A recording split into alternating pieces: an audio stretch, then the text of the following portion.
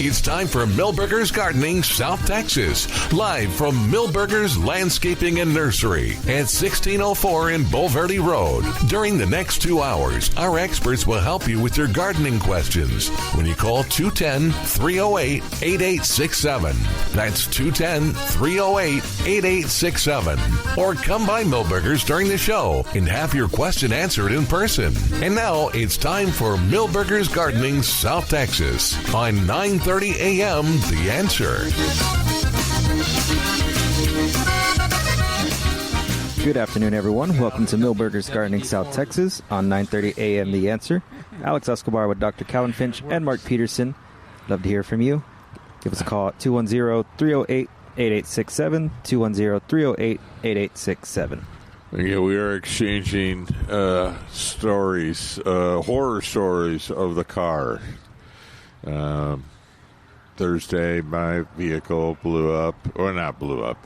It sounded like it was blowing up on the corner of Danella and Frontage Road at 281. Are we there? Are we on? We're on. Okay, just wanted to, you were making all kind of faces. My headphones sounded a little weird. And some lovely police officers from Hollywood Park tried to help me. They were insistent that I got to get out of the lane. I don't know why. And move. Hope I didn't do any more damage to it. But vehicle's making all kinds of strange sounds and lights. And then Calvin was relating his episodes with, what is it, John Deere? Well, both John Deere and then with my Beetle. Oh, yeah, I like the Beetle one. Yeah, but the Beetle one was a positive where I had this unbelievable. I couldn't get it to turn off. I couldn't get the key out. And the dealer told me $1,200, and I couldn't. I said, I don't even have 100,000 miles on the thing, you know, and I don't want to pay that, so I took it to my old mechanic. Yeah, the old neighborhood mechanic. Doesn't talk. And he got out his little can of WD-40 and sprayed the fancy key. And I said, that can't fix it. And he just looked at me and says, let me know if it doesn't work. Yes, and I was almost late to the show because I was watching a Facebook episode on top 10 things your dad had if you grew up in the 70s. And since I did grow up in the 70s, I was watching that, and it was all true. And number one was WD-40. Always had WD-40. Yeah, that bee won't hurt you. No. Is it a wasp or a hornet? No, or a bee? It's just a bee. Okay.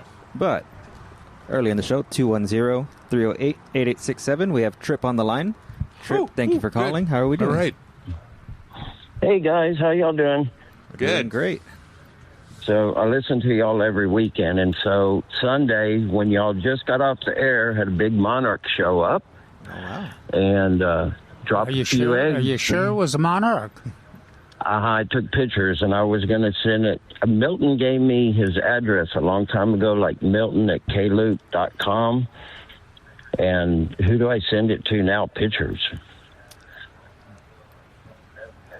Do you want pictures for Calvin, or do you want to send it to Alex? Photos. Either one. You can It's send still it at to my, you can send it to my email address. It might be better to send it to the station. What do you think, Alex? Yeah. What's I guess send it to... Yeah. Mine's a little long to read out right now, but... Well, Chris has time. He's not going anywhere. That's true. Mm-hmm. Let's see. Well, I can send it to, like, alex@kloop.com. Or you can just send it to Calvin R. Finch at gmail.com. Okay. I would do Calvin R. Finch at Gmail. Okay. .com. Okay. Yeah, what we're seeing a million of them, and they look like monarchs. They're queen butterflies. They're close cousins, and they don't have a normal migration. They just hang around in the summertime. They lay their eggs on the milkweed just like the monarchs do. Yeah, I can send a picture and have you check it out. Also, there's these little yellow bugs, and they're in groups on my milkweeds. What are those? Aphids. The little teeny ones? Uh-huh. Yeah, and you real just... bright yellow. Yeah, you just... you do your best. I know it's hard for a gardener or horticulturist to put up with aphids, but on milkweed, we're not interested in a perfect crop, so we just let the aphids stay on the milkweed. They don't hurt anything. They don't interfere with the monarchs or the caterpillars. Queens. Yeah. And they get fed on with the wasps go after them and the ladybugs. The ladybugs are a big predator on that. So there's really nothing you can do to control them. There's nothing that you can do that would not harm doesn't interfere with butterflies. Else. Yeah. So So it's there. Think of it as there to sent to you by the good Lord or nature, and just to test your abilities of patience. So just sit out there with the coffee and say, I am one with the milkweed, I am one with the milkweed, I am one with the aphid. Okay. So on the monarch caterpillars, they have like 2 antennae in the front, and then... One on each end of the body. Well, you're holding pairs. You're holding up your fingers there, so it's 2 pairs. 2 pairs, one at each end, and then the queens have another one in the middle. They have a single one in the middle. No, no, is it double 2? Double 2. So they've got 6 sticking up, and the monarchs have 4 sticking up. Okay. That's the. I always find it easier to recognize them by those antennae rather than by the coloring is a little different. It's slightly different, but it looks so similar. You on a glance you wouldn't be able to tell the difference, but you can tell that middle pair. Well, I'm looking at. I'm going over here. I found another one of my milkweeds, and so I got a caterpillar. He's about 1.5 inches. And he's got that yellow and black, so he has 2 in the front and 2 in the back, and nothing in the middle. Nothing in the middle? So that nothing in the middle. That would be a monarch. Okay, well, he's on there, and then there's like some other little ones popping up here left and right. Yeah. Oh, that's good. Yeah, he was. Because he came back, and then I saw him this morning. And then I saw a black swallowtail that was on my parsley. So, yeah, that's good. Yeah. I didn't think they'd be here till another month or 2. That's not, usually it'd be September before we see them again. Mm-hmm. That's good. I got one. Yeah. But we have had, just like you, several gardeners say, I know I shouldn't have monarchs, but I think I do, and they also identified them. So the monarchs have kind of a mind of their own, and it's quite often hard to explain why they vary, why some migrate, and then there's a few that don't, or they migrate real late. But the other thing that we always have to remind ourselves is that there's some folks that raise monarch butterflies and caterpillars here in the Central Texas area. Oh, boy. So I see another one that's a monarch, and then I see a little teeny one, and it's got 2 in the front, 2 in the middle, and 2 in the back. Oh, yeah, so you got both. Yeah. Oh, that's good. Huh. Well, the queen butterflies have the orange wings, and quite often they're the same maybe a little smaller than the monarchs, but they don't have the bold bars on the wings like the monarchs do. They've got kind of blotches and kind of more of a light orange wings. Well, that's good. But it's easier identifying the caterpillars than it is the butterflies. Yeah. So, well, that's what I wanted to call in for, guys. To let y'all know. Appreciate that report too. Yeah, we're curious about the butterflies. Yeah, because I took that class with you last year when you had it there at Milberger's, and well, it's obvious that you learned a lot and are brilliant in diagnosing the difference between the queen and the monarch. Must have been good teaching. Do you think? I was going to say I'm waiting for the. Must have been the teacher. Yes. The high. I've kind of been out of it for a while. When I was a kid, up till I was probably 11, that's all I did. I used to have them. I would catch all of them. I used to have the Luna moths, the big green ones. I used to be into that real big when I was a kid. Had them all displayed, and I hated putting them in the alcohol, but when they looked pretty when they were up. So, you don't see none of those moths anymore. You used to see those and those big brown ones with the eyes at the bottom of their wings. Yeah. Mm-hmm. When was it? Was it this winter when we were seeing a bunch of them? Or a few of them, Sphinx moths. Yeah, we were seeing some more of them in the wintertime, in the cooler months, particularly, I wouldn't say October, November. But we're going to take an opportunity to promote both Monica's, Monica Meckley's book, The Monarch Migration, because she kind of talks about whether that migration will actually uphold in the future years. And then the other book, which I can't remember, but it was what was the author's name? Anyway, it was more of a scientific book, and she was talking about butterflies and moths and how moths always get the short end of the stick, even though they're bigger population by far than 15 times as many species. But that was a great book too. I wish I could remember the person's name.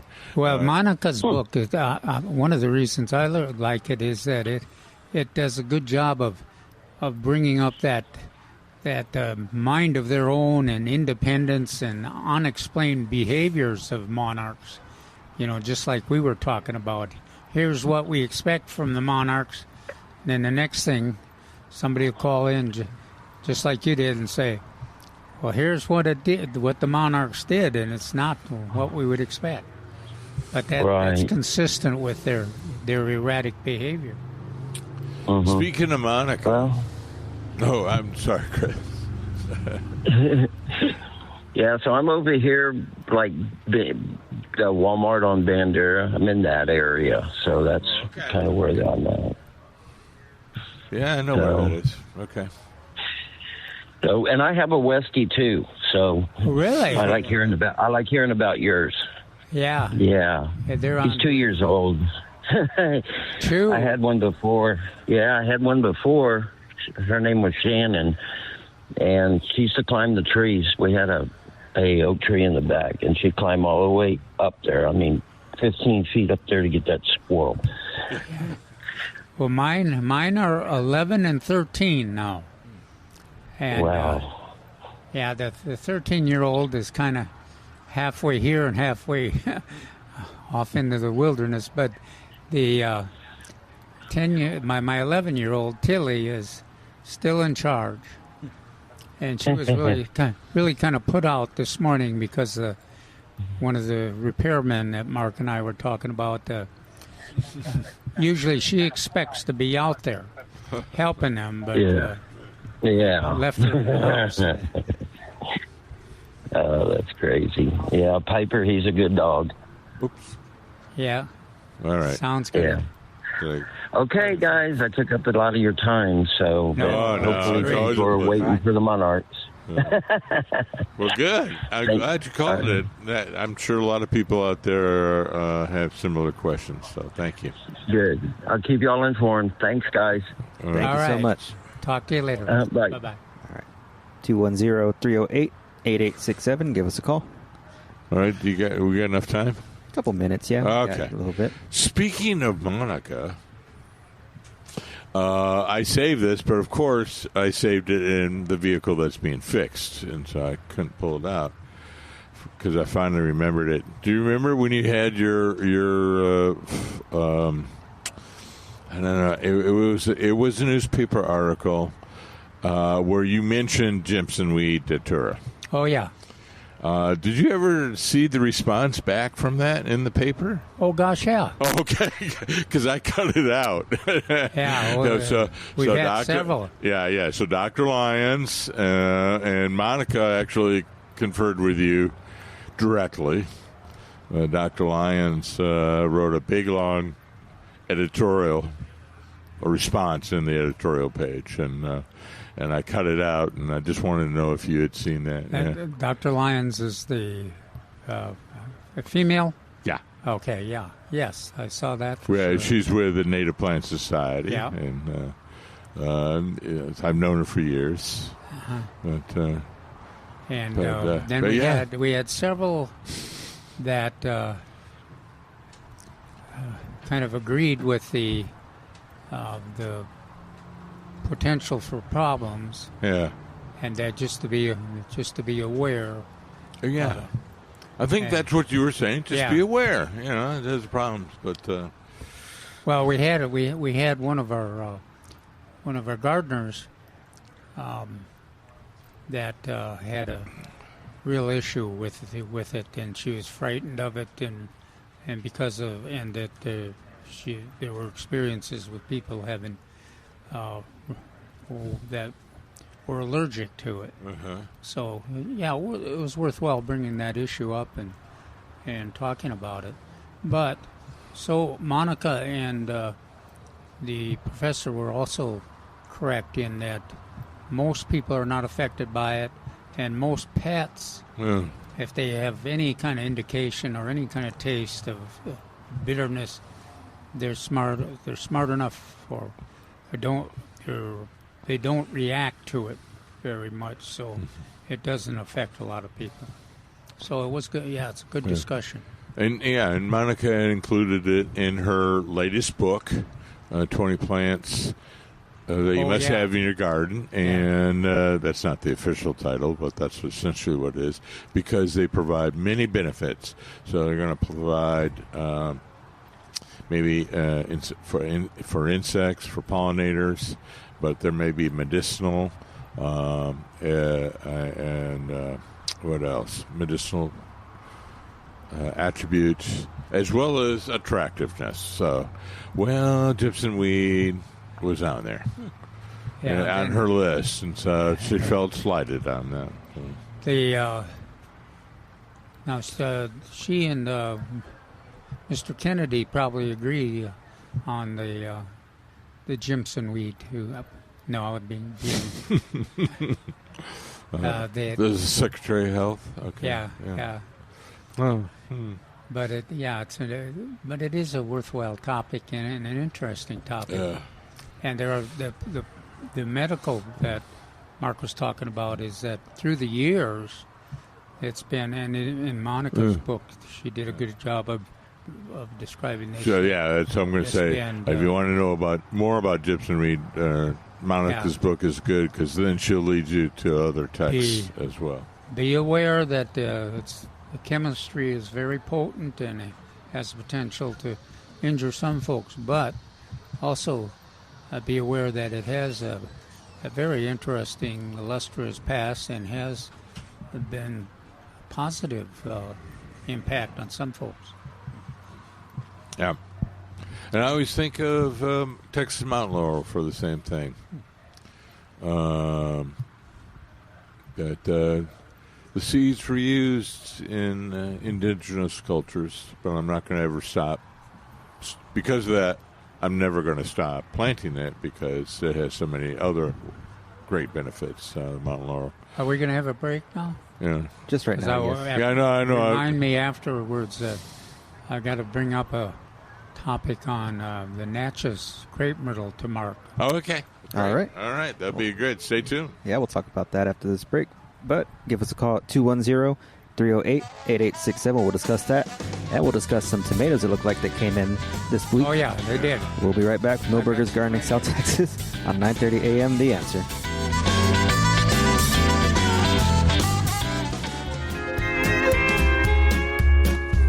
Welcome back to Milberger's Gardening, South Texas on 9:30 a.m. The Answer. Give us a call at 210-308-8867, 210-308-8867. Calvin, you wanted to bring something up to Mark, you said? Yeah, well, we're looking at a couple of Natchez crape myrtles, and they had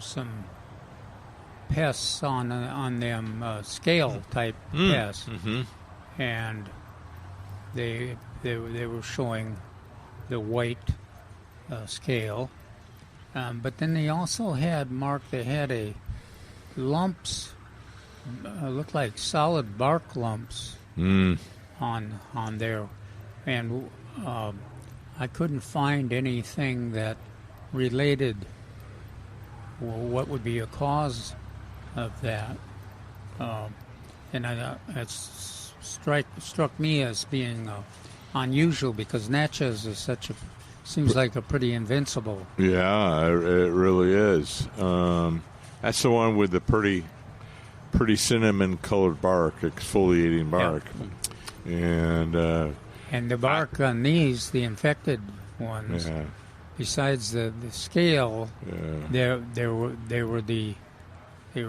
lumps, and they eliminated that normal attractive Natchez bark. So it was we were trying to figure out what had caused it, and I thought maybe you would think about it and maybe check your resources. Yeah, so I say a lot of my resources are stuck in my car over at North Park Subaru, but the one thing that comes to mind is much like our rosette virus that came out of the Metroplex. Also, there one about 10 years ago, an Asian aphid or Asian scale. I can't remember what. I'll look it up at the next break when we have it. But that did some serious damage to the bark.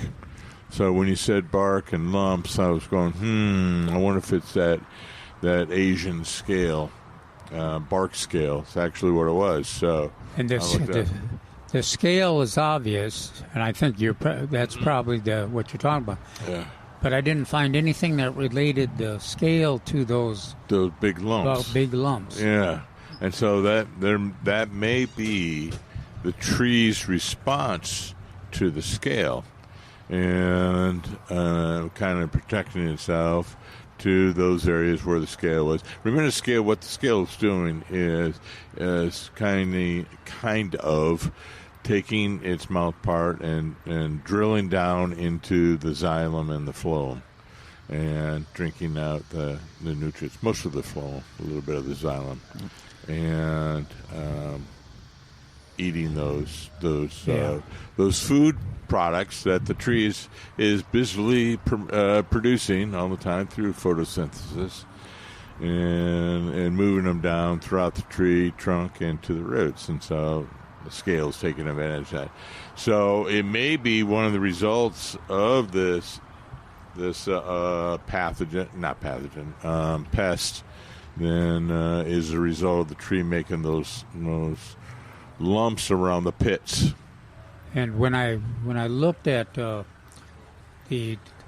treatments, our typical treatment would be horticultural oil on the scale, and that was mentioned. But the other thing they talked about a lot were the systemics, And I kind of hesitate on the systemics because of the potential impact on the caterpillars and butterflies. Yeah. But I guess it'd be minimal on a crape myrtle treatment, but it's still if we can find one of the few pollinators that do come from to crape myrtles, unfortunately, are bees, and so we wouldn't want those neonicotinoids, which are primarily the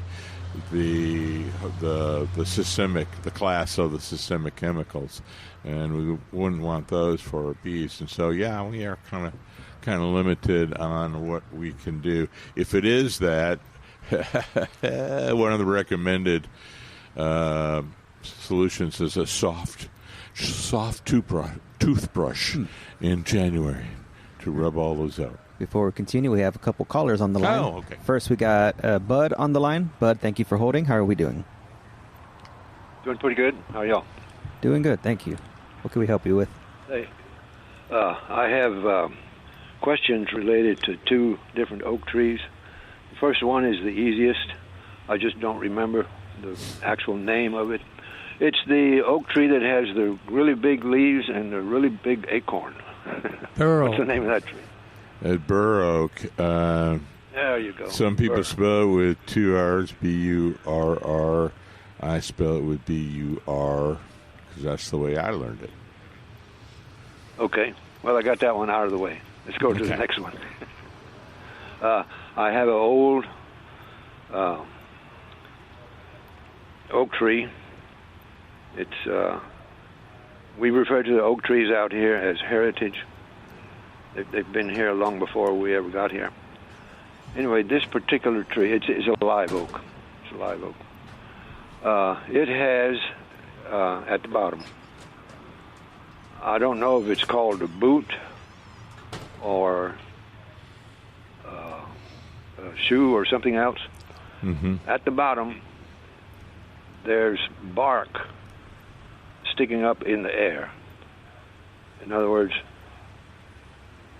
it has something to do with the root, that you find underneath if you actually dig it up. But these things are, up in the air. And one of them. Okay. Well, the bark is dead tissue. Don't worry about the bark. If it when bark's sloughing off a tree, it's sloughing off. If it's like dead skin cells. It's got that. It's got that also. Yeah. But the question part, one of these boots or foot, whatever it's called, sticks out. Oh, I know good and well, 14, 16 inches. Mm-hmm. And on either side of it, you have your dirt on either side. But I have a small tree growing. Yeah, in between those. Well, you can call it in between. Yeah. Yeah. Okay. And these small trees, they're about 3 feet tall. Mm-hmm. They're maybe a half-inch thick at the thickest part. And each one of these has 2 stalks on it. My real question is, if I try to get rid of those things, am I, well, for example, the cut vine and stump killer, I would clip those growths off to where there's a little bit still peeking up in the air, and then dab it with the killer. However, my question is that going to affect the oak tree? Is it a different species, or is it an oak, a live oak? I don't think it's a live oak. Okay. I'm thinking it's what's the name of this very common tree out here? Hackberry. Hackberry. Yeah, hackberry. Yeah. Well, be conservative. But I guess if you got if the oaks are big, Yeah. I guess that wouldn't be. I mean, you wouldn't get a direct translation. Yeah. So that's why, to make sure it's not a live oak, and you could cut it and take care of that with cut vine and stump, or whatever the new name is on it. This and that might, if there is a question of whether it is a live oak or not, that might be a time just not to use the product until it's clear what that species is of that little seedling that's coming out. Or if it is a seedling, I think Mark was worried about it being one of the suckers. Yeah, suckers sprouts from that mother tree. Well, I have had oak trees which put up those suckers. And this thing doesn't seem to really be from the oak tree. Although, true, I'd have to, I guess, cut it off and take the piece I cut to a nursery somewhere, and they'll tell me, be able to look at it and tell me, before I apply any kind of poison. Well, that'd be the most conservative thing to do. I think you got a couple.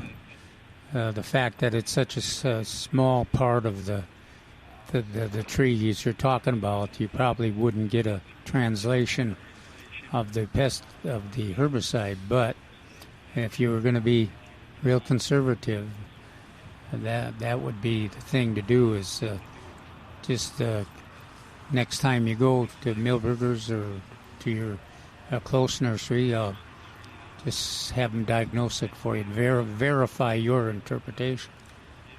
Yeah. Okay. Well, that makes it clear. That's cool. That's a neat question too, and it's a good issue to bring up. Mm-hmm. Yeah. Okay. Thanks a lot, gentlemen. Thanks a lot, Bud. Thank you. Bye, Bud. All right, thank you, Bud.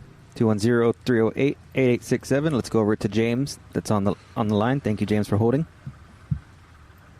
Hey, how you guys doing? Doing pretty good. How are you? I got the air conditioner on. Smart man. Hey,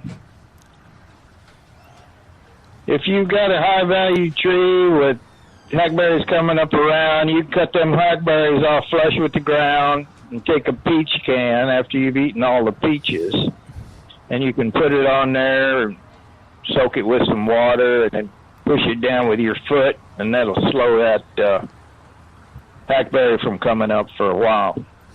For a while, yeah. We'll do that. Well, if you don't want to poison around your high-value trees, it works pretty good. What test? Say that again. So you take a peach can and you eat all the peaches, and you got one end of the can that's open. Oh, okay. And you cut the tree off flush with the ground. You take the open end of the can with a little bit of water around and push it down over that cut portion of the tree that you've just cut flush with the ground. Yeah. Okay. For you young folks out there, that's how we used to eat canned peaches, in light syrup or heavy syrup. And these cans are metal. And you'd open them up and eat them. Some of us still do that. Yeah, I know. I'm just saying for the folks, the younger folks in the audience. I found those figs I was looking for. Oh, yeah? They're called LSU purple. They have dark purple skin and mild, sweet, strawberry-colored flesh. And they're excellent for containers.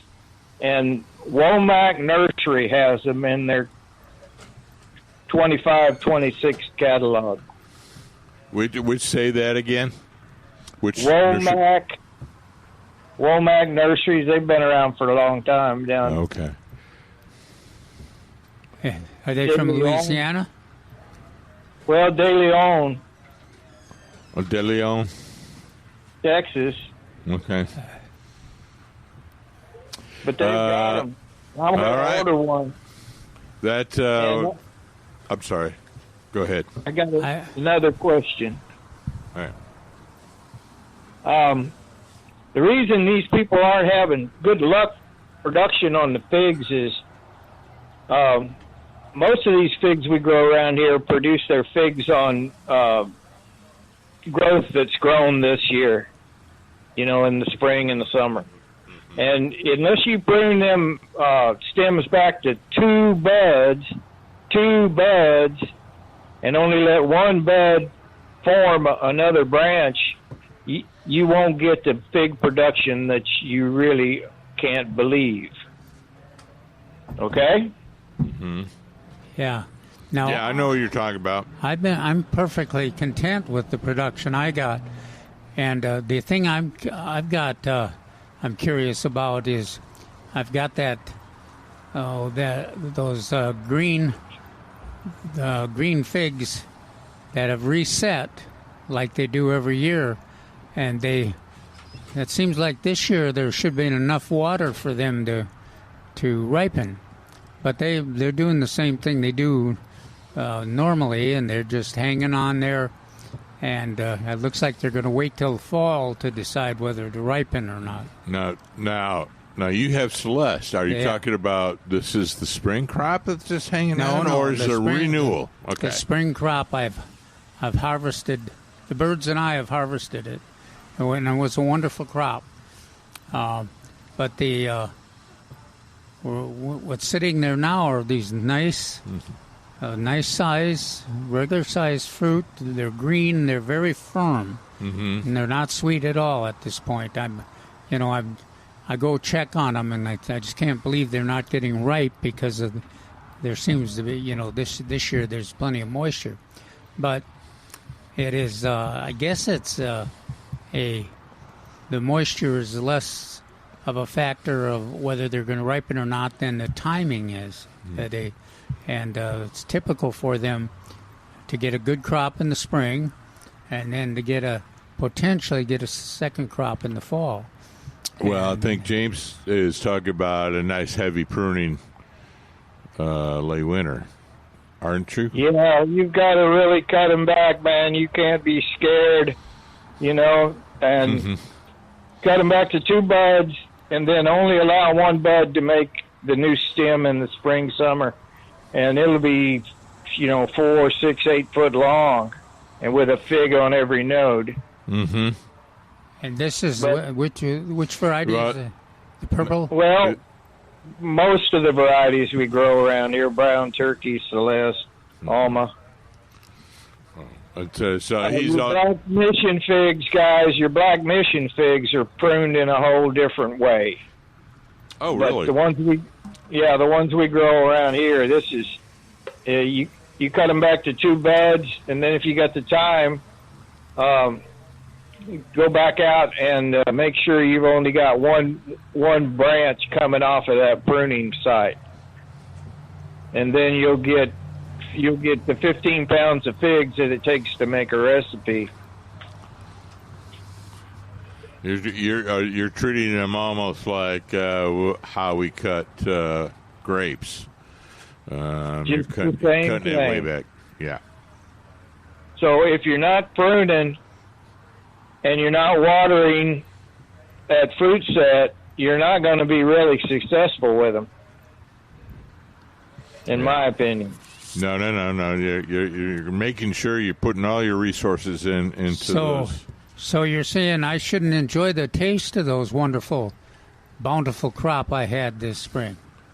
15 pounds is what it takes to make a jam recipe. So you got to go, man, go, and get your 15 pounds, and then take it to the kitchen and make your jars. Well, I easily suck up 15 pounds one at a time. I'm looking at Calvin, and I could see that.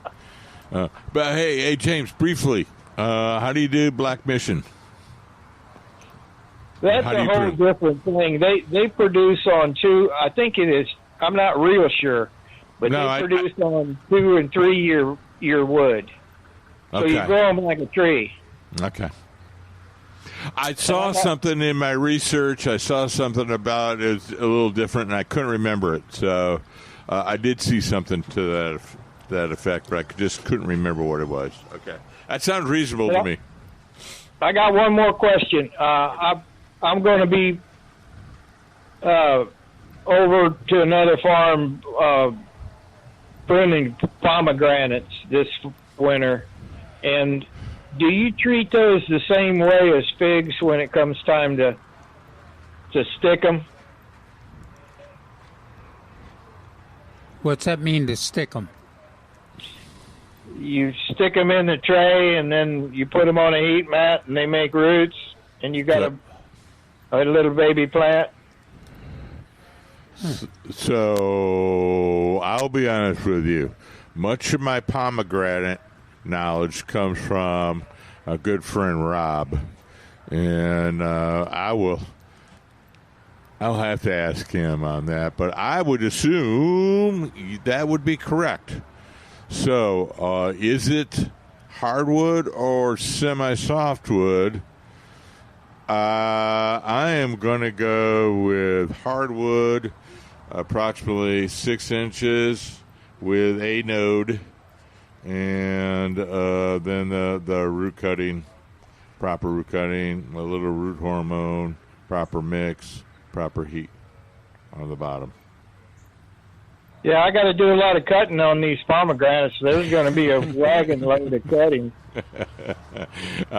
Yeah, so I always go, find the ones I want, the number I want initially, and then set those aside, and then just go to town on the pomegranates, because you really can go to town on the pomegranates.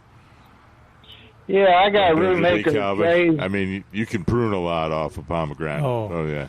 Oh, they're a mystery plant to me. They taste good, but always it's a mystery of what's the best way to grow them and which ones are the best varieties.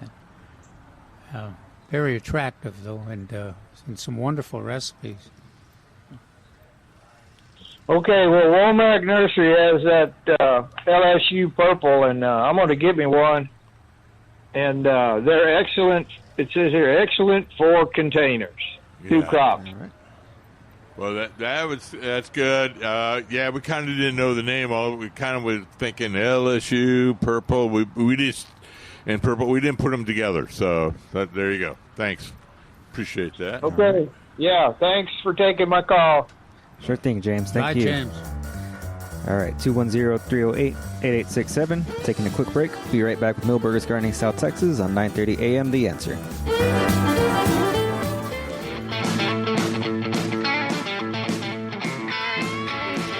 Welcome back to Milberger's Gardening South Texas on 9:30 a.m. The Answer. Got a couple minutes left for a top of the hour break for the news, but give us a call at 210-308-8867. 210-308-8867. One of the staff here at Milberger's came up and asking, because a lot of customers are asking too, when the best time to plant for the fall crop of tomatoes. And I think Mark and Calvin both have different dates that they prefer. Yeah. It's not just, that much different though. Yeah. No. But it's hilarious. There are a couple of plants that we've changed over the years, moving ahead. Mm-hmm.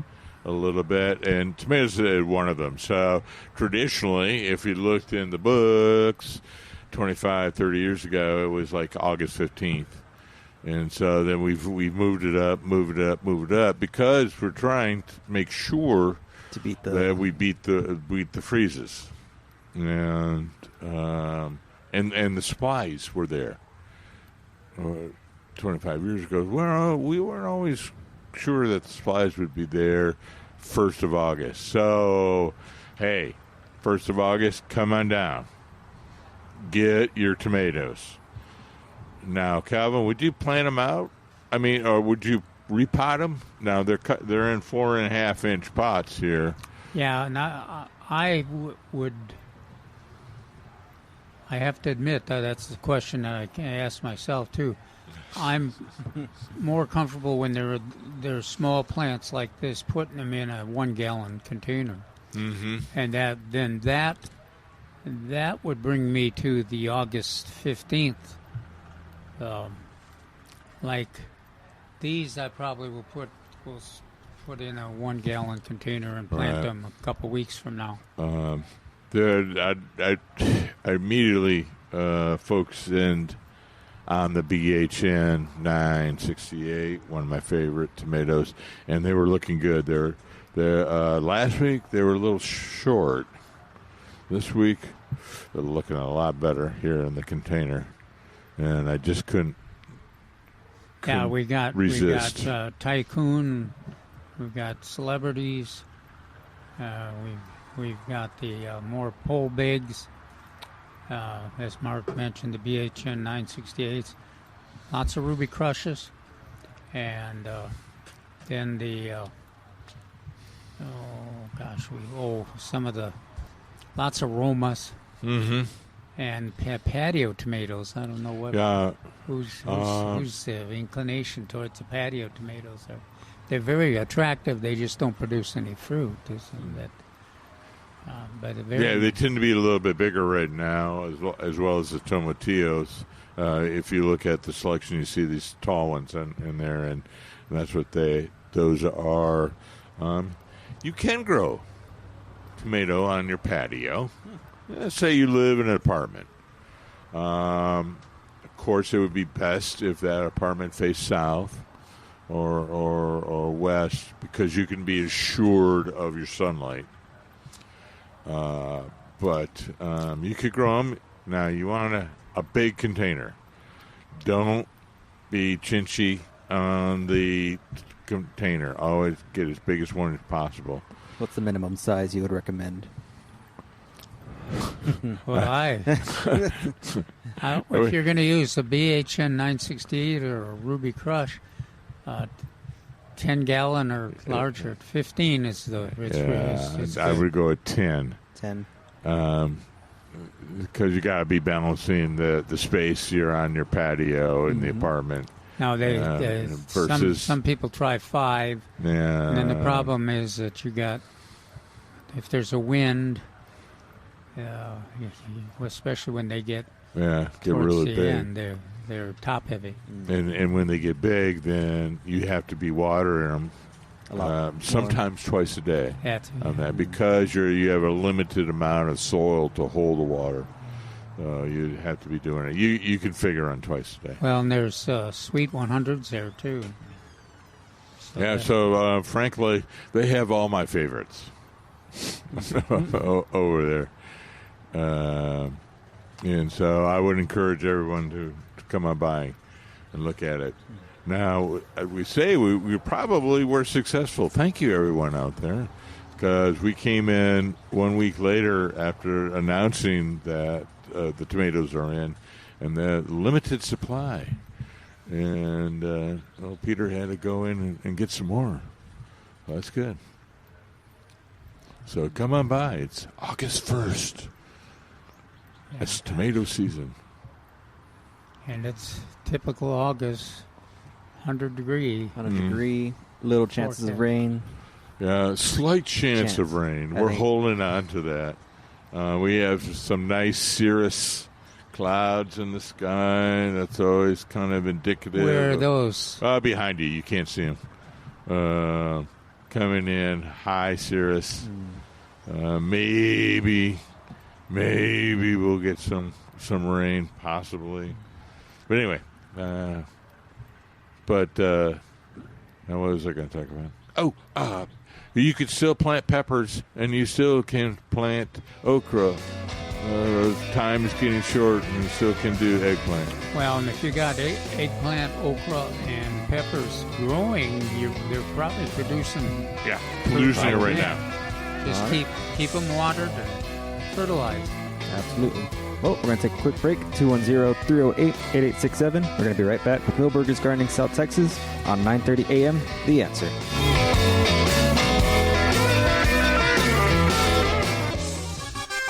We're back with Milberger's Gardening South Texas, live from Milberger's Landscaping and Nursery at 1604 in Bulverde Road. Come out to visit or call us at 210-308-8867. That's 210-308-8867. And now back to Milberger's Gardening South Texas on 930 AM The Answer. And welcome back to Milberger's Gardening South Texas on 930 AM The Answer. Alex Escobar with Dr. Cowan Finch and Mark Peterson. Love to hear from you. Got an hour left in our show. 210-308-8867. 210-308-8867. Calvin, we're already an hour into the show. We haven't even touched onto your article for the week. No, it's in front of me here. And if you... on the front of SA Life. Yeah, that's right. They put it on the front page of the SA Life section today. Mm-hmm. And it's an article that's on vines. Gosh, half that page is got the coral vine.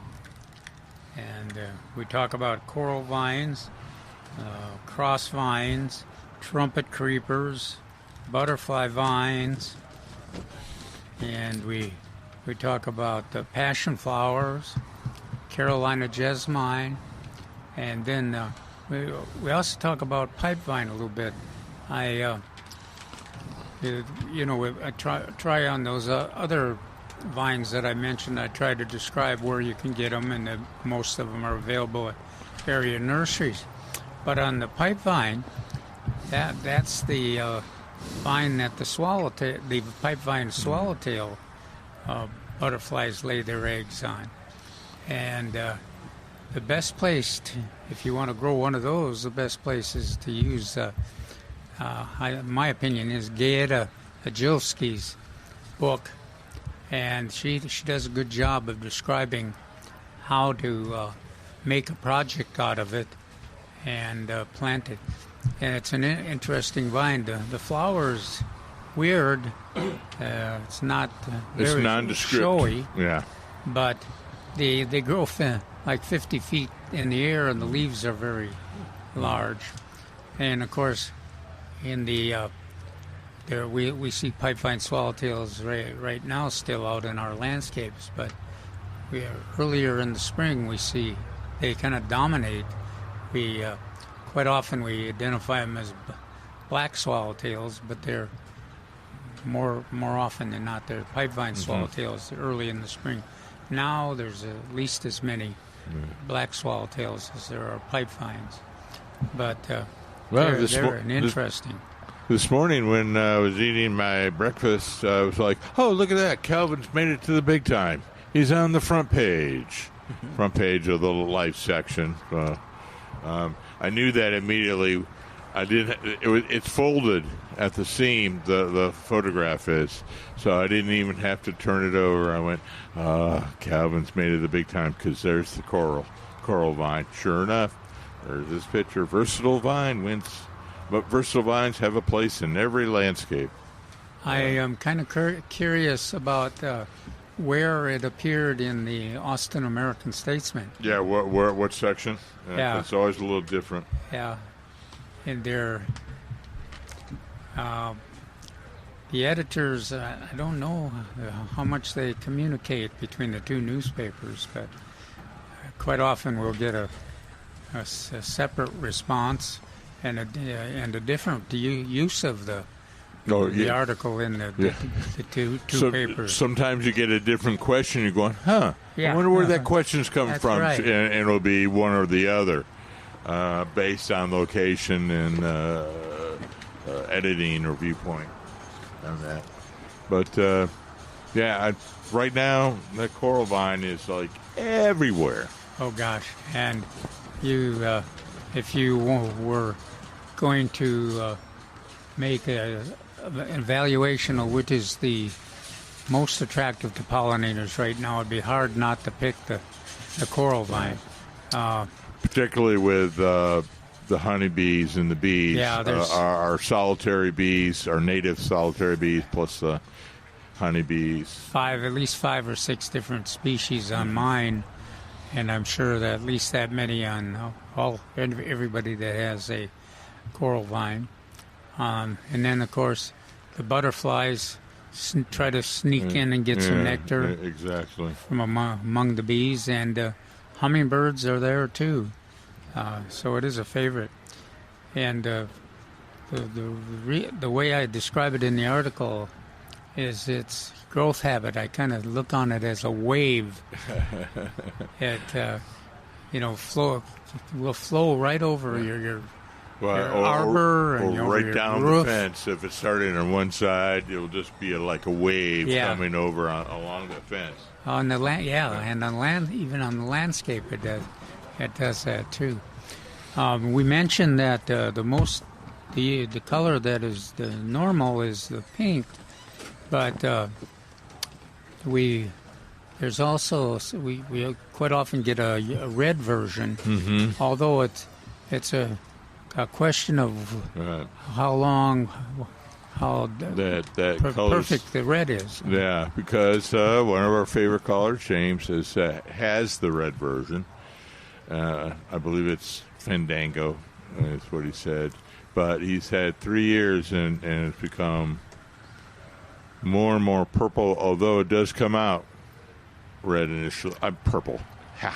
Does come out red and then turns to pink as the season wears on.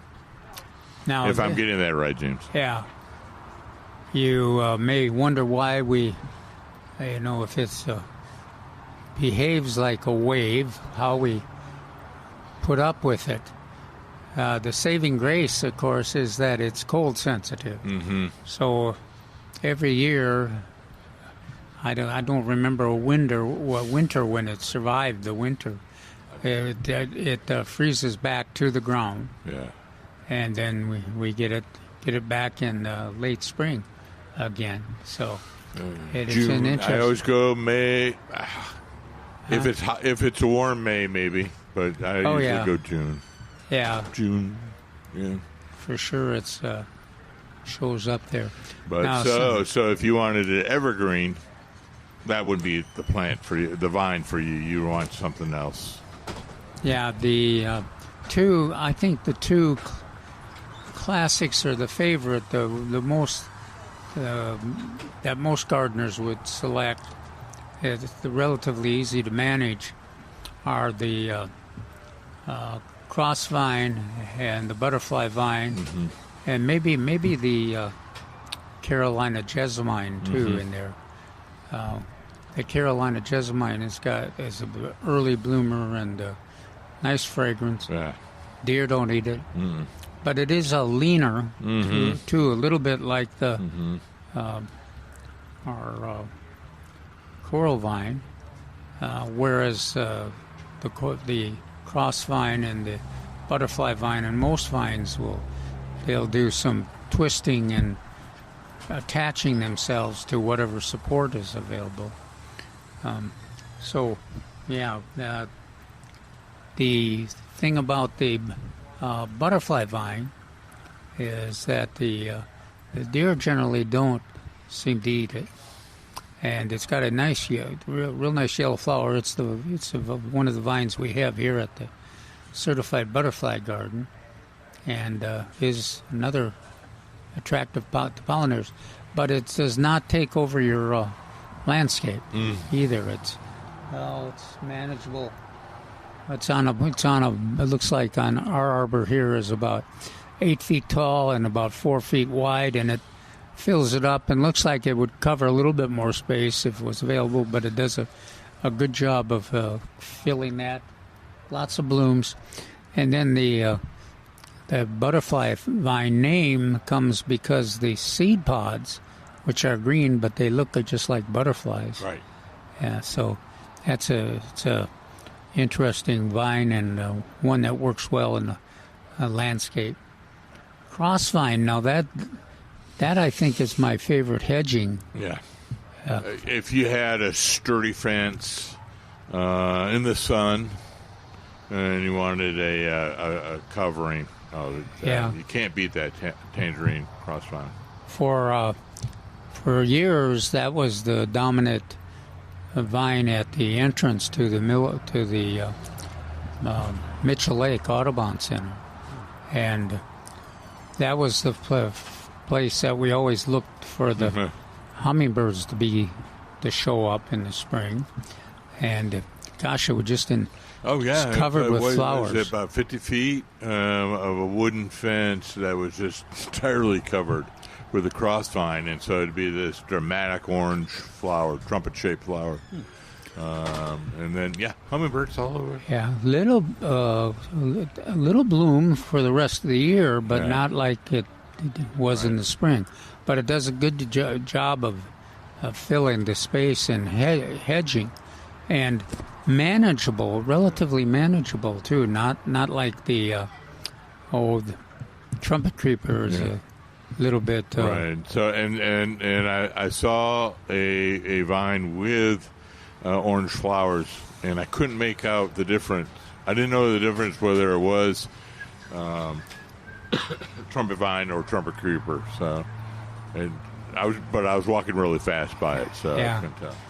Well, I kind of describe or name both of them the same, but there are some a trumpet creeper I think of in terms of like a horizontal growth habit, cross country, stand back and just give it room, and it'll go cross country. And I mentioned this several times, is that in my peach orchard in the old days, I had one that cut across, followed the fence the whole 40 acres, and gosh, that vine, I called it a pipe vine, pipeline, because it was like 3 to 4 inches in diameter, and it just got filled, covered up whatever fence or support was available to it. And of course, they've got that. You talk about a relatively large trumpet-shaped flower. That it has it, and again, you'll see lots of hummingbirds on a trumpet vine. Now there's several of the I think we quite often call it trumpet vine rather than trumpet creeper. Right. The one that is a little more domesticated and not as aggressive as the trumpet creeper, and that's very attractive, and it's one that you might use similarly to the butterfly vine, but it's got a big tubular. Oh, it's a cross vine. I called it a trumpet vine. The cross vine is. Oh yeah, well, I was thinking of the. There is the trumpet vine that is a version of the trumpet creeper, but it's not a wild, unbelievable. Yeah. There's several pipeline different species and varieties. Yeah. Always be careful. So, but the vines, if you got limited space, sometimes the vines are the good choice. But you want to make sure you get the right vine for your situation, because as this discussion indicated, some of them are pretty aggressive, and they'll take whatever space that you award them, and it doesn't always limit itself to the space that you want them to take. They'll take whatever space is available and add to it. So, but I think you'll be interested in that article and to read about those vines. And then there's probably in the future we'll probably write about more vines, because there are a lot of other choices that allow us. Some of the jasmine and even things like sweet peas and. Oh yeah. So there's some interesting ones like a Chinese wisteria. Beautiful flowers, but boy, is that sensitive to the cold. And the sweet peas, interesting. What else? Another vine that I'm always thinking of. But yeah, you cover most of them on that. Oh, I know. Virginia creeper. So not really a flower, but come October, you know it's there. All of a sudden you see this scarlet and winding through the trees and shrubberies going, oh, yeah, I do have Virginia creeper. That was more prominent, if I remember, in Oklahoma and in East Texas than here. But than here, because you don't expect color so much, but they get a little bit more cold, They get colder temperatures, and so that would increase the color of the Virginia. Are they a little more partial to acid soil too? Yeah, that's what I find. Well, I would find them in neutral sites. So areas which are forested or tree canopy, but older ones. So I'm thinking now, where did I see it? Post Oak Savanna, mostly. So south and east of town, which means sandy, more acidic or neutral sites. And that plant, well, it's got some nectar, produces some nectar, but it also produces some berries that are, if I remember right, that are very popular with the birds. So that was an interesting one. And then, as Mark mentioned, the main attraction is the color of the leaves in the fall. Really attractive. You know, we don't get a lot of fall color here, but if you had some trumpet creeper, you but would. Wait, we can talk about that in October. That's one of my favorite subjects because I do miss it. Fall color. But anyway, yeah, it was a great article. Oh, well, you had warned me, I guess, or warned us, that the article on vines were going to be coming up, and Calvin is correct. If you are in a confined small place, townhome, or small courtyard, or even a patio, vines are excellent to grow. Yeah, they can be very interesting and lots of color, as this article shows, lots of colors, lots of bloom shapes, and then lots of growth habits, different growth habits.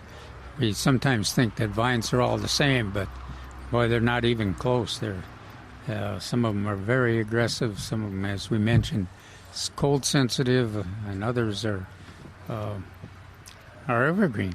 So take a look at that article. I think you'll enjoy it and find it interesting. And most of the nurseries, including Milberger's, offer most of these vines that we talked about. We didn't mention passion flower. No. That's one that we have usually 3 or 4 different. We've got some exotic selections. On the flowers are unbelievable, and then we've got some native selections. The flowers are still really interesting, and they freeze back so that they're a little more controllable. But they're the place where Gulf fritillaries the only place where they'll lay their eggs. On that fold out that we've been talking about the last couple of weekends of butterflies of Central Texas, there were three different butterflies that it was as a host plant of the passion flower. The passion flowers were host plants for these caterpillars. And I remember 2 of them, Gulf fritillaries and the the plain. It's a plainer one. Yeah. I don't. Not as much orange and a little kind of like a faded. A faded fritillary, yeah. I'm sure that's his official name. But tell him, Mark, about what you're talking about. That it says this is a great publication. Yeah. So here at Milberger's, it's got a shelf of these handouts. These are laminated handouts, so they'll fold up really nice, and they're They have this particular one has 60 different butterflies, and it's really great. It has a scientific name, it's a common name, and then how big it's going to get, and then its host plant, and then on the side it has a picture of the caterpillar, because there's so many times where we just look and we go, I wonder what butterfly or moth that's from, and we can see from that, we can see both the adult, a photo of the adult, and the caterpillar. So Milberger's has a nice rack, a selection, and that's not just the butterflies are not the only one. We have birds, we have reptiles, we have bats, spiders. I'm kind of arachnophobic, yeah. But I have all different kinds of spiders and snakes. Here for Texas. And this we're talking about, this is the kind of publication you carry with you right whenever you're in the field, or you put it in your notebook or in your car or whatever. Side pocket or your backpack. And it's cost a whopping $9, I think. So it's really worth it and sturdy. Right. It's a sturdy material, like I mentioned, laminated, and you can fold it up. So you can fold it up and just think about that side pocket on your backpack. Yep. That's how long it's I'm going to say 11 or 9.5 by 3, 4, something like that. So great addition. Yeah. Mm-hmm. All right, but do take the opportunity to get this copy of it. If you don't get the San Antonio Express News or the Austin American Statesman, go ahead and find one at your area supplier, and that it's got that column about the vines, and then also there's an inclusion of other this week in the garden, other topics to consider. What? No, I was going to say, when we come back. Yes, when we come back from break, we have a lot of great sales going on here at Milberger's. A lot of Texas superstars on sale this weekend. So give us a call at 210-308-8867. We'll be right back with Milberger's Gardening South Texas on 9:30 a.m. The Answer.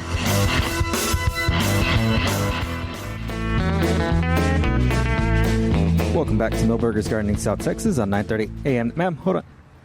9:30 a.m. No, come on. We don't bite. Maybe other people Unless have the same opportunity. Same question. Yeah, we can't hear you. Nope. Yes. That's his parentage. Right. Yes, ma'am. Just so we could hear a little better. Yeah, we can hear you then. Feel very famous. Yeah. Hello there. Okay, so we were digging up some of our plants today because they are looking very, very shady and like just wilty, even though we're watering. And we have some purple, blue, black and blue salvia. Yeah. And we dug up a butterfly bush. And within these holes, there are these little bugs, look like termite type things. And I want to be able to, of course, treat the plant, make it healthier, get rid of the termites. We also have these little lizards all over the place that I want to keep alive. So I don't know how to achieve all of that. Well, of course, the lizards love eating the little termite type plants. They're very ants, excited. Yeah. Very excited. Yes. Yeah. And we have them right here that just run back and forth. Now, you don't know for sure whether they're probably not regular termites, are they? I don't know. Do they bite? Are they ants? No. Okay. Even if they're ants, I wouldn't worry about them. Yeah. I don't like ants, but there's lots of the ant, even spinosad type. It's an organic that might take those out. Okay. Yeah, you might want to try that.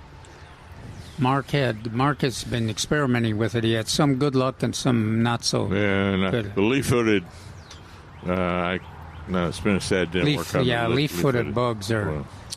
They didn't face them. But let's go back to the plants you dug up. Why did you dig them up again? Because they were looking very sad. And I was worried because the butterfly bush, I did not think it was getting enough sun. Okay. And it looked just like it was dropping leaves and looked wilty. And we planted it about 8 weeks ago. Yeah. So you were worried about it? Yes, I was going to dig it up and move it to someplace sunnier. Oops. And hopefully improve the plants. So how many hours of sunlight did it have? It gets like this kind of sunlight, not direct. Do you have anything that I was like lantanas or anything growing? The lantanas are happy. Okay. Well, if they're happy with that amount of sunlight, I'm surprised the butterfly bush did not do well. Okay. Yeah. But so it's butterfly bush is not. It's kind of temperamental in my experience. Oh. Yeah. No, it can be. Doesn't like soggy soil, and doesn't. It's less drought tolerant than the lantanas for sure. Yeah. So and then the black and blue salvia, they would do really great in that amount of sunlight. Okay, so that's what we have. Yeah. So I am surprised, but Calvin's correct. They don't always tolerate wet feet. So I'm like going, how often did we water them? We may have overwatered it. Once a week? More than that. Okay. More than once a week. Do you want to do this? Yeah. I can hear him over or in the background on that. So more than that is what he said. So after planting, so that's 6 weeks, 7 weeks after planting is when you can draw back. I'm having a lot of trouble speaking of way back. Yeah, I was trying to be more English correct. Went to Michigan State. Yeah, I don't know. Okay. Way backer. Yeah. You went way backer. That's exactly correct. So that's when you can reduce the amount of water to once a week, maybe even once every 2 weeks on that. Okay. So make sure that it wasn't overwatering. And having said that, just like Calvin, is that sunlight should have been good. Maybe a little bit more sunlight for the butterfly bush, because I've seen it go both ways on that particular one. The black and blue is one of my favorite salvias. Oh, they're and it's fantastic. One of the few ones that tolerate shade. So that's why I'm kind of surprised when he said that. On that, just check out. Yeah, just I agree. When you transplant it, how was the water? I mean, how was the soil? Did it feel moist? Oh, no. No, it felt really, really dry. No, not necessarily, but it was just those little critters crawling around. Yeah. I don't know. That's a piece of flesh for the animals. I don't worry about that too much.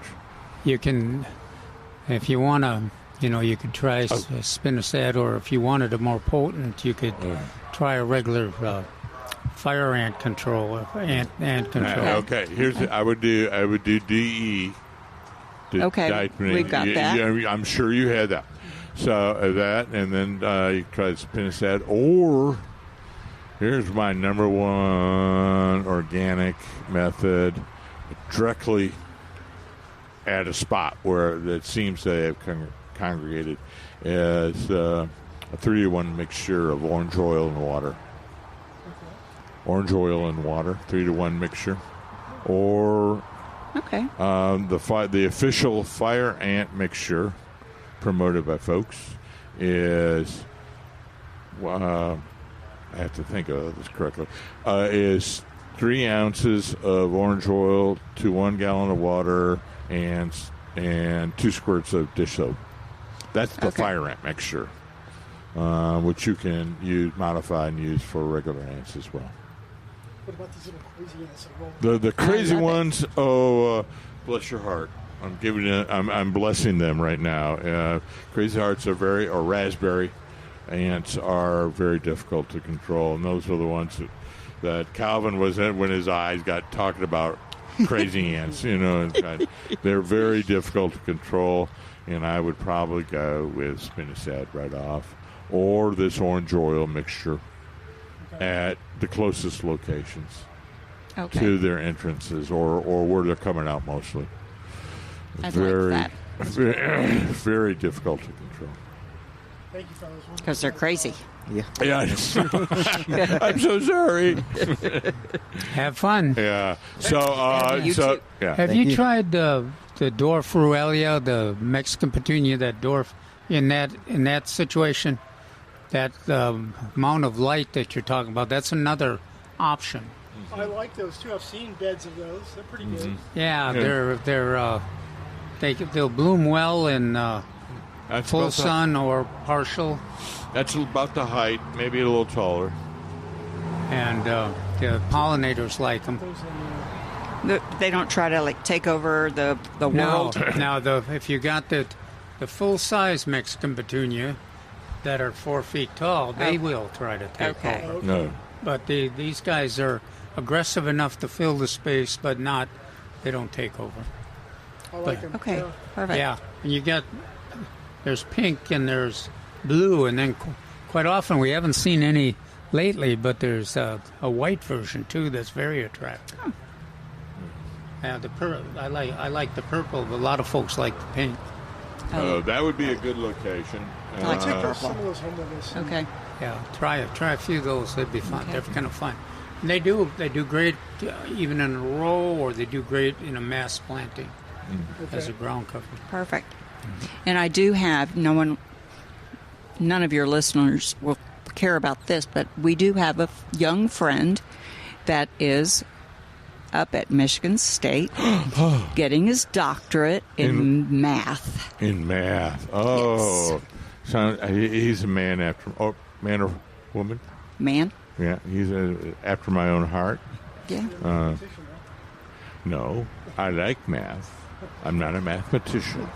Well, I'm from Ohio State, so if you were from the other university up there, I wouldn't be so friendly. My brother went to the other university, and I was actually accepted by that other university.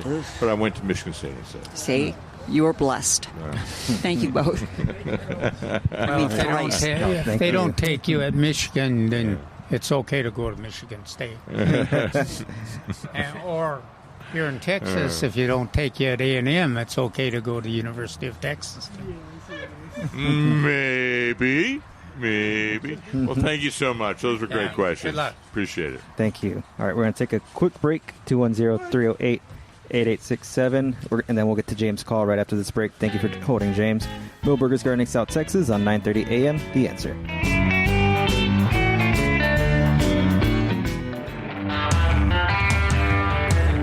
Welcome back to Milberger's Gardening, South Texas on 9:30 a.m. The Answer. Got a couple calls coming in, 210-308-8867. Let's go to James first. James, thank you for holding. Sure. Hey, listen, I just want to get something off my chest real quick. Yes. While I was on hold, I was driving by this really large grass farm out where I live, and, man, they sure are wasting a lot of water. I don't know how they get away with that, but they are. Their irrigation techniques are very inefficient, and it's anyway. Enough of that. Hey, on my Fandango coral vine, right? I just noticed we're into August. I heard you talking earlier. We are into August now, and when I was leaving the house right before I called, I noticed the new growth is still coming out red, so that's good. So, yeah, I don't know if it has something to do with heat. Maybe it likes it hotter. Who knows? But anyway, just want to update on that. Yeah, it's still red. Thank you, because you had told me or indicated to me, or I may have inferred, who knows, that, it did get a little less red as time wore on. So that's good to know. And that has been the experience of the past 2 or 3 years. But right now it is still It's pretty much, especially the new growth on the ends of the vines, are coming out deep red. Of course, as the flowers fade older, they do lighten up. But it's interesting. I really like the plant. Thank you. Okay, now I was vine? yes, the red coral vine, Fandango. Cool. I was going through emails last night, and I stumbled upon my July issue of Milberger's newsletter that I hadn't even opened yet. I must have missed it. And I saw an article in there that caught my attention, namely the author's name caught my attention. So I'm starting reading the article, and it talks about cutting back Esperanza, and there was another plant. I don't remember the other one, but on the Esperanza specifically, to cut it back this time of year for a fall rebloom. I've never done that before. Mine is still blooming up a storm, so do y'all recommend cutting it back now, Esperanza? Not me.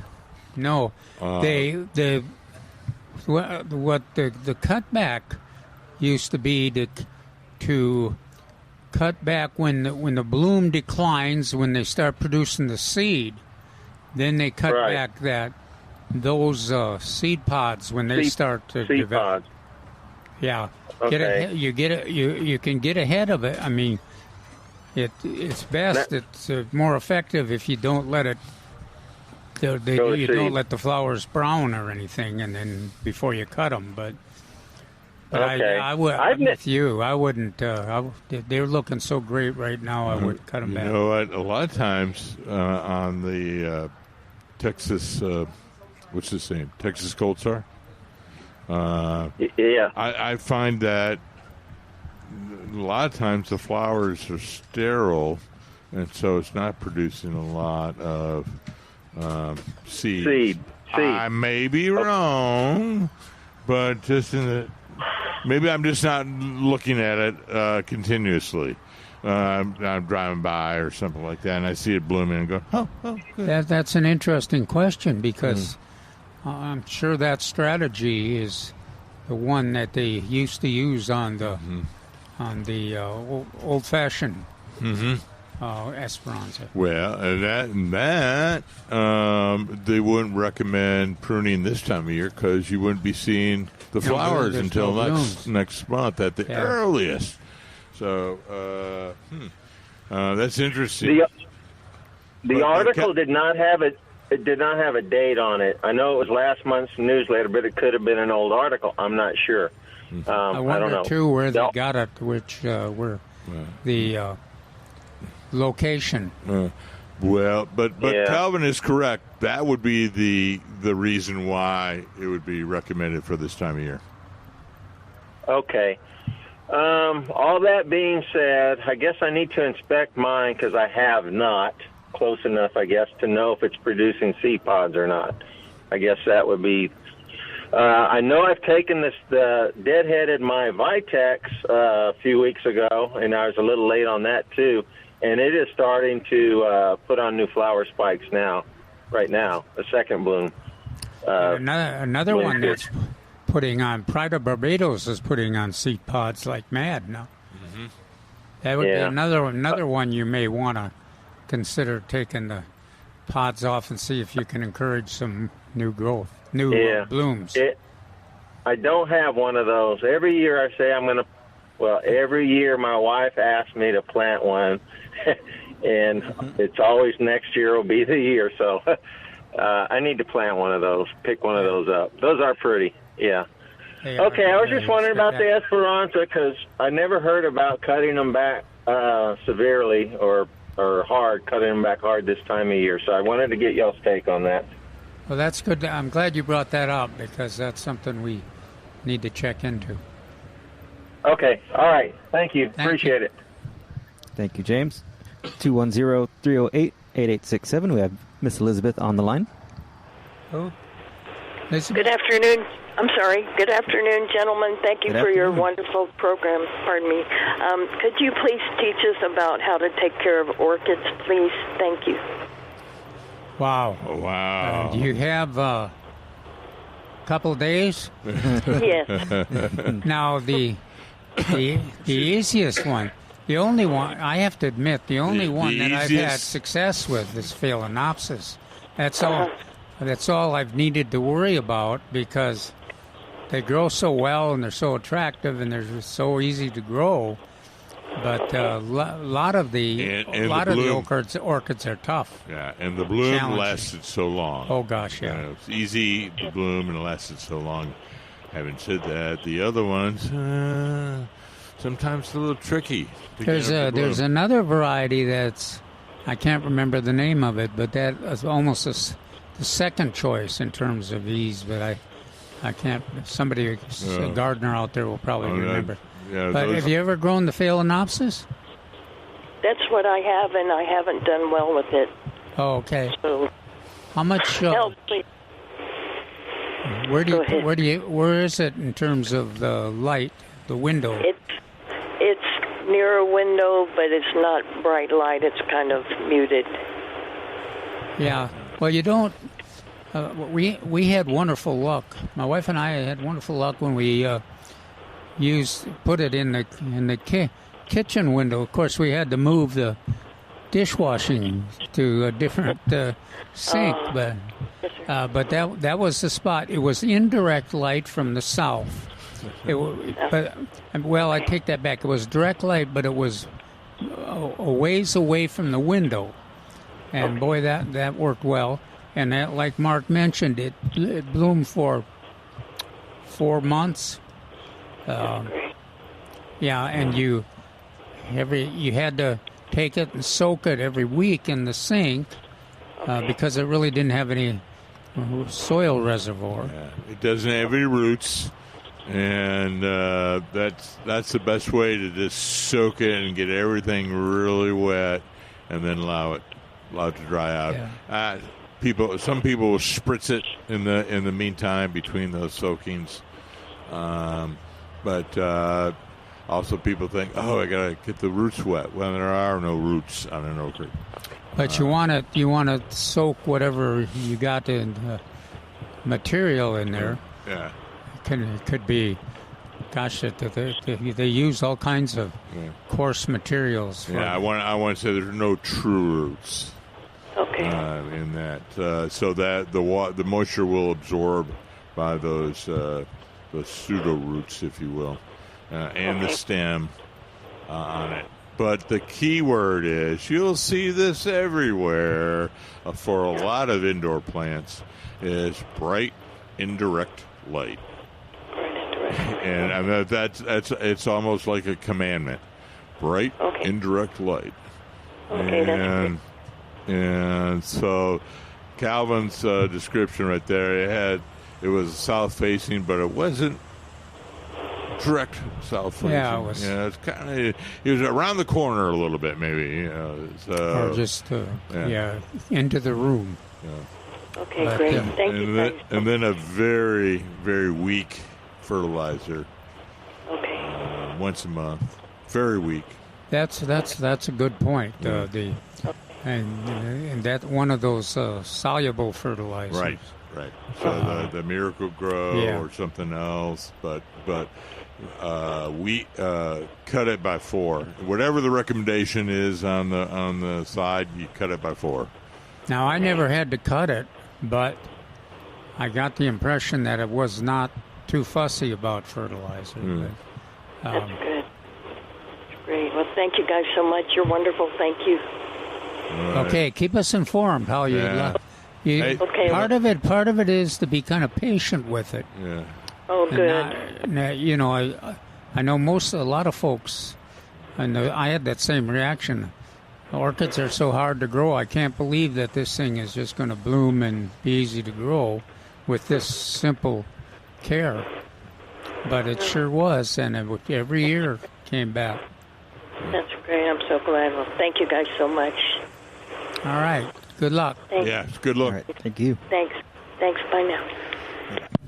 Bye. All right. 210-308-8867. Got about 5 more minutes in our... I thought I heard music in the background. We probably need to write an article on that Phalaenopsis orchid again. It's been a while Right. since. So I noticed that tropical plants, indoor plants, are on sale tomorrow. Oh, are and they? I was going to bring out some tomorrow afternoon before getting on the air and going, hey, this is what's on sale, this is what's on sale, this is what's on sale, because I have no idea what the Monstera is. Have you ever made your little survey in there? Are the Phalaenopsis orchids blooming now? Well, that's what I'm going to do tomorrow. Yeah, I'm going to take that opportunity, go, hey, what's in here, Phalaenopsis? There are Phalaenopsis, but again, I know what of you're speaking. I know there is another very large family that's fairly easy to grow, but it name escapes me. I want to say it starts Bob with an Webster, A, but I don't think. Or an R. Bob used to tell me all these things, but I've forgotten that. Sorry, Bob. Yeah, no, at his age, he has a tendency to forget my age. I can't even remember my age. That's Can't remember what I had for breakfast. That was interesting. That a person. I don't remember us having a Michigan versus Michigan State discussion. Now, I kind of leave it alone. My mother had a nice sweatshirt because she had one son went to Michigan State, one son that went to U of M. So she had this wonderful sweatshirt that had the state of Michigan broken down the middle and goes a house divided. And one side was green and one side was maize and blue. So, yeah. But we don't talk about it except for a couple times a year. When you say U of M, those of us from Minnesota think you're talking about the University of Minnesota. Oh, I saw somebody on the Book of Faces say they were rating the top uniforms of the Big Ten, and guess which one was number 5? Minnesota. The now beautiful the uniforms, but not the team. No, not the team. The uniforms. The beautiful. I don't color. think they've ever been number 5. Hey, they got real close one year. I remember. I told you about the time when I worked for University of Oklahoma, and I went to the Oklahoma-Minnesota game. It was years ago, and that was in. I used to occasionally go to the University of Oklahoma-Texas game, and they were very competitive savages, and we always had this strategy: don't do this, don't do this, and so I kind of took it for granted I'd have to do the same thing for University of Minnesota versus Oklahoma, but about halfway into the first quarter, the University of Oklahoma fans were so feeling so bad about me and having to cheer for that University of Minnesota team that they were patting me on the back and helping me cheer, and that was almost a good play, that kind of. He almost tipped that pass that went for 80 yards. Yeah, almost. Yeah.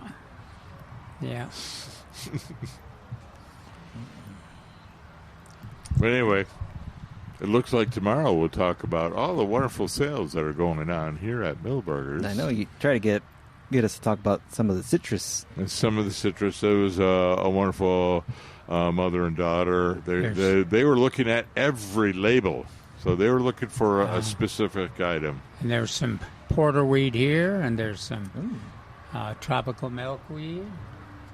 And then, of course, we got to mention those darn, though.